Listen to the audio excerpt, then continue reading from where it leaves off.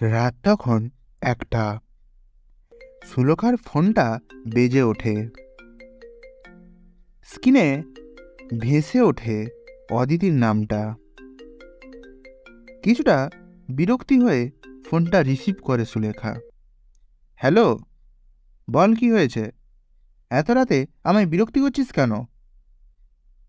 বাহ, এটা তুই বলতে পারলি? তোকে বিরক্তি করলাম আমি? কিছুটা হতাশা মেশানো গলায়। হ্যাঁ, করছিস। তাই বললাম, বাজে না ওকে বল কি বলবি।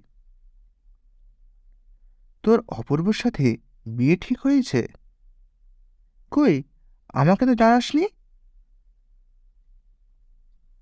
প্রয়োজন বোধ করিনি, তাই জানাইনি। আর জানলেও তুই অনেক সিন ক্রিয়েট করতিস। আমি কোনো আর ঝামেলা চাই না। ও, আমি এখন তোর কাছে ঝামেলা, তাই তো? তুই কি আমাদের সম্পর্কটা ভুলে যাচ্ছিস?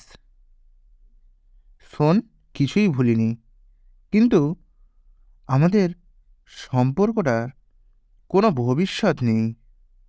তাই আমি আর এটাকে বাড়াতে চাইনি। সমকামী প্রেমে বিশ্বাস করি বলেই তোকে এতটা নিজের ভেবেছিলাম। ভাবতাম তুই আমাকে অন্তত বুঝবি, কিন্তু তুইও আমাদের এই অশিক্ষিত সমাজটার মতো সমান চিন্তাধারা রাখিস বুঝি। আচ্ছা বেশ, ভালো থাকিস, আর জ্বালাবো না তোকে।